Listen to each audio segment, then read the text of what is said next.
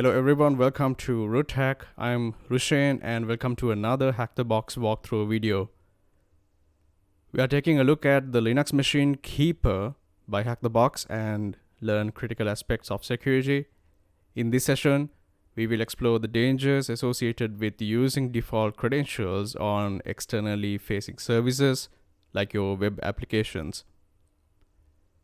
We will also discuss a recent exploit that emerged just a few months ago in 2023, specifically focusing on the password manager Keepass. It is important to understand that if an attacker gains access to your system's memory or a memory dump, they may potentially extract your master password, particularly if you are using an outdated version of Keepass. Throughout this video, we will not only raise awareness about these risks, but also provide valuable insights into mitigating them. So without any further ado, let's dive in.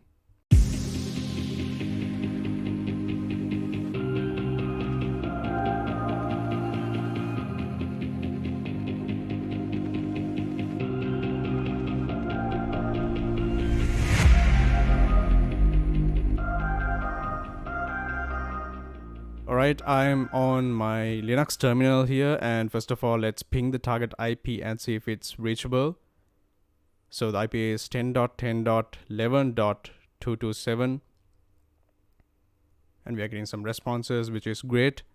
And as a best practice, it's always good to run the nmap scan to find out the open ports in the machine. So we are running sudo nmap-svc and the verbose on the target IP. Let's see what are the results we can see here. So if I can see port 22 and port 80 is open.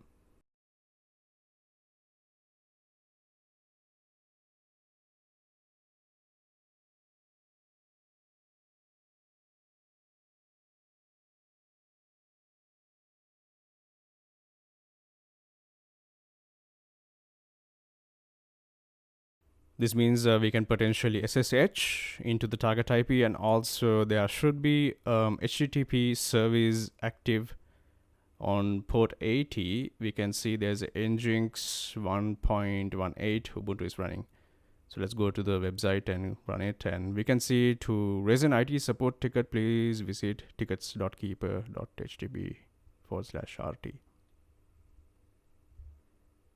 And seems like there is a problem with loading the page.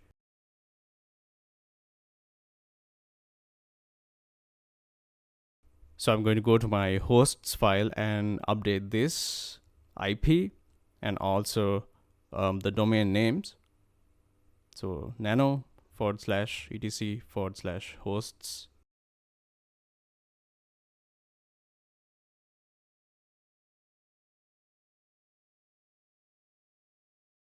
IP is 10.10.11.227. tickets.keeper.htb, and the second entry is the same IP 10.10.11.227, and the host is keeper.htb. We're going to update it, save,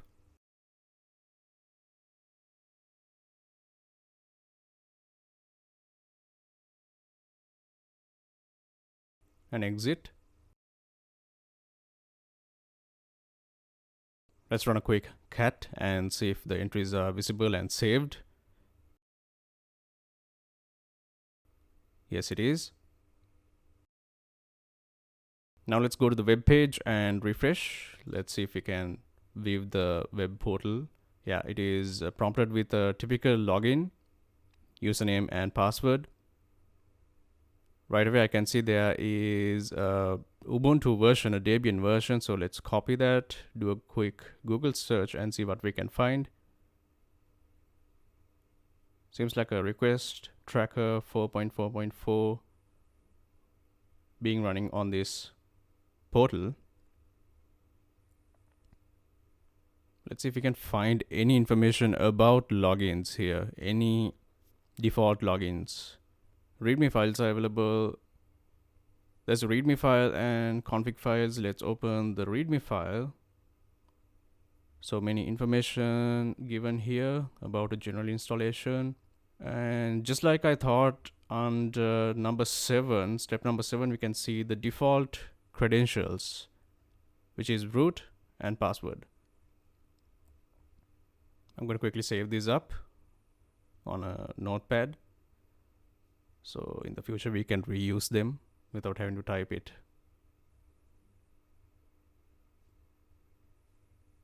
Let's go to the portal, enter username and password, root and password. And luckily on the first attempt itself it worked. We can see that this portal is request tracker.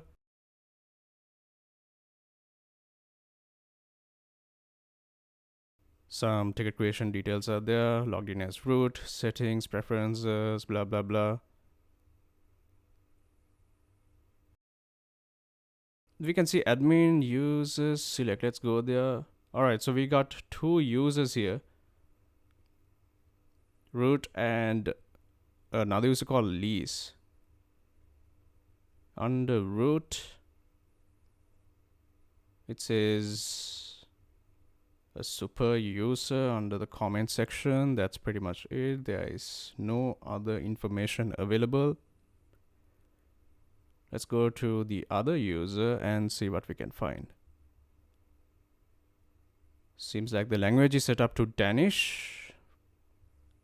Help desk agent from some city, I guess. Initial password set to welcome 2023 exclamation mark. Maybe we can use this detail, so let's copy that in.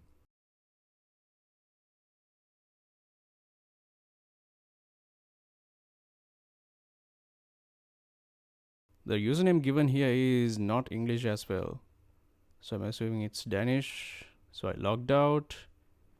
So let's enter the credentials and log into the page.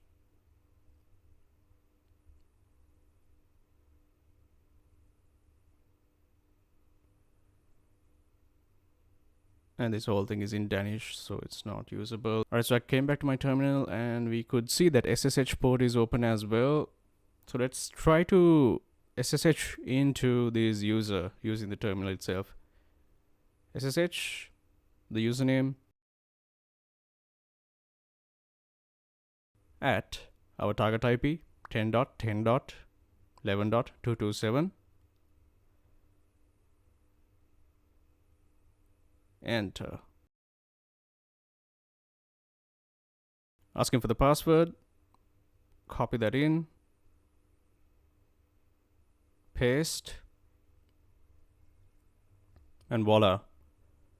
We are in the prompt itself. Let's do a list, and yes, user.txt is available. That should be the first flag. Now let's run Python 3 a quick server to download the zip files and the other 3 files available here to our local machine. I'm going to go to my downloads folder, wget http ://10.10.11.227. Port number is 8000 / the zip file name.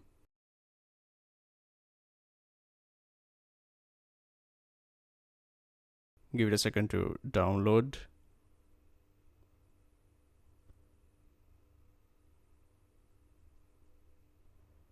Yep, on the downloads folder I can see it's downloaded here. Let's go ahead and download the next 2 files as well. Passcodes.kdbx, didn't take that long. Last file, Keepass dump full.dmp. Right away we can see that there are some clues here, especially in the zip file name. We found RT before, which is request tracker, so it's all aligned. And we have a .kdbx file, which I'm assuming the passcodes are saved. So next we'll go ahead and see if we can find any vulnerabilities, known vulnerabilities in this KDBX file format.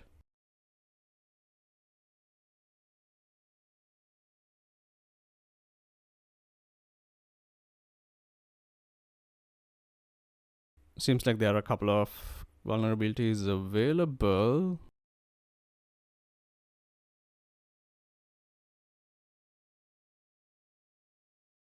Yeah, the latest one is from this year itself. In Keepass 2.x before 2.54, it is possible to recover the clear text master password from a memory dump, even when a workspace is locked or no longer running. The memory dump can be a Keepass, process dump, swap file, blah blah blah, or RAM dump of the entire system. The first character cannot be recovered. In 2.54, there is a different API usage. Insertion migration. Okay, cool. Let's see what else is there. Seems like a 7.5 base score, which means it's a high severity of a vulnerability. And there are some references given here with some links.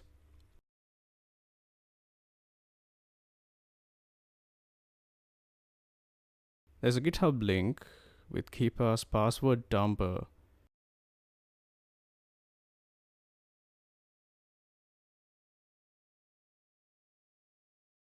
Keepass 2.x master password dumper.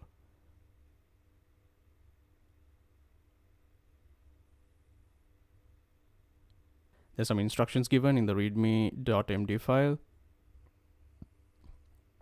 It says the password has to be typed on a keyboard, not copied from a clipboard.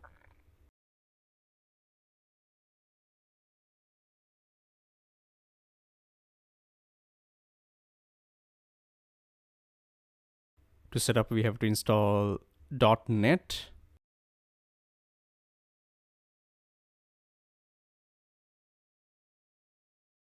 Remember, we are running a Linux system, so .NET is not enabled or available by default, so we have to definitely go ahead and install that. And there are some instructions given as to how this is going to work.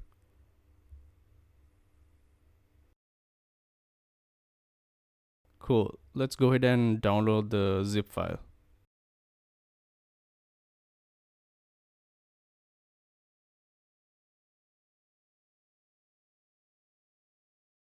And as instructed, the .NET.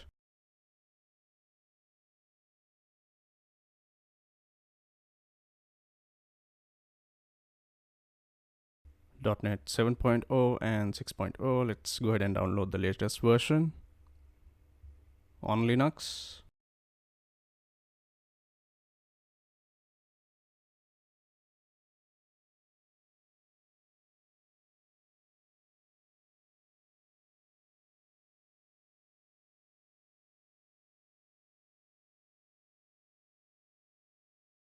Okay, let's go ahead and install Keepass 2.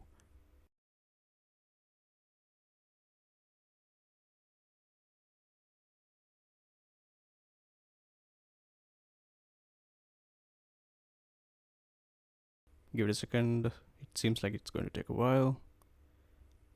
Then let's go back to our downloads folder. Password dumper is downloaded here. Now let's run the dump file using .NET.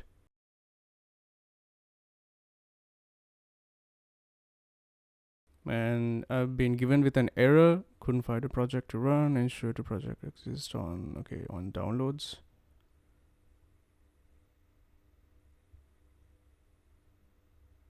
Yeah, seems to be not working right away. Let's do some quick changes.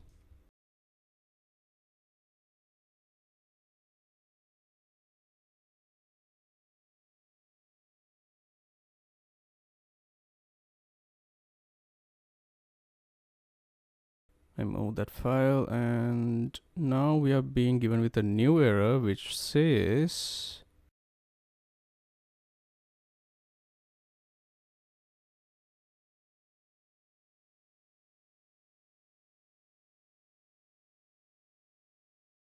either target.NET 6.0 or lower. Oh, okay. Seems like there's a problem with the latest .NET version, so we might have to use previous versions. Let's go to Keepass, password, dumper main.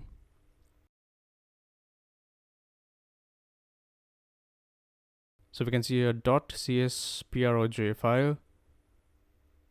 Do a nano command and open up that file. Yeah, target framework is given to .NET 7.0. We can actually change it to 6.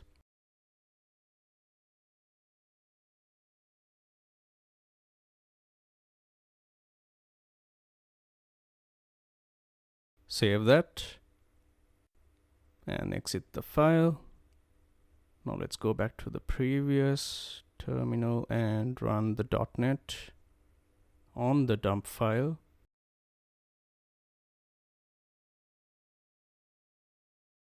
Alright, cool, it's working.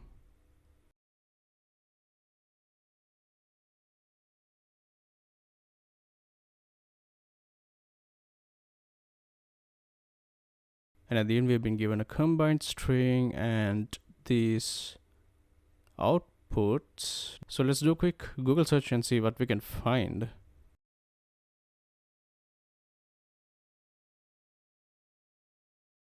Seems like this is some sort of a desert. I think I might have found the correct spelling. Let's do another search again using the correct spelling. Remember, it says that the first character cannot be found. Alright. Red Groot is a sweet fruit dish from Denmark. That makes sense because remember that user was using Danish and seems like it was a Danish name as well. And this is a Danish desert. So it all adds up. Let's copy this name.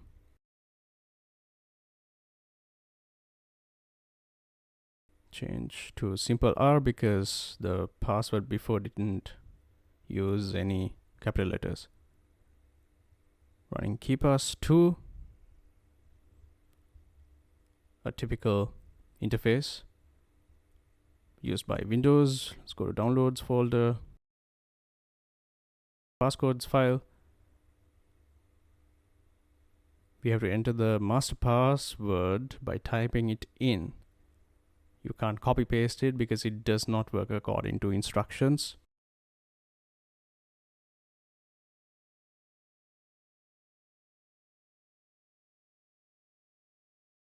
MED FL special character D. Click on OK and we are in, just like that. Okay, we have a party user key for the root.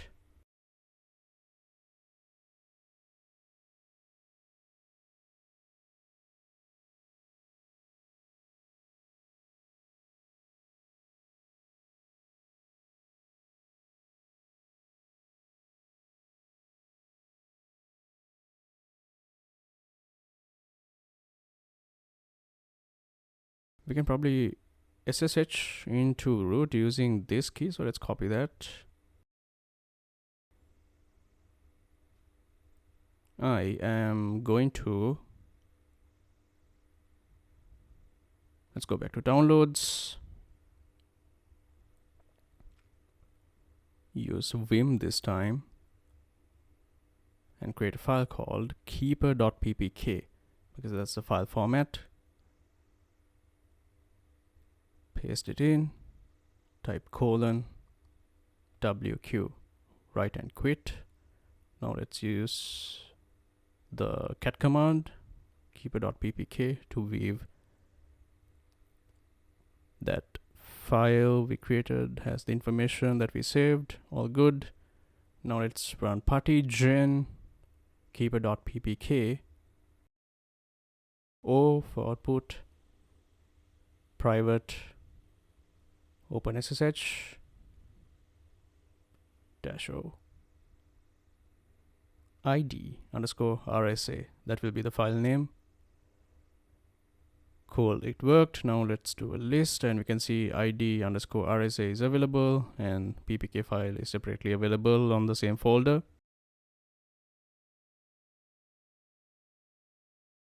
Yes, id_rsa has all the information that we saved.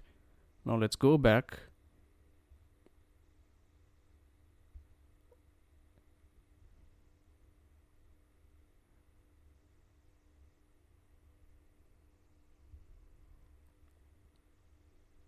Into my downloads folder. Now SSH into root at 10.10.11.227.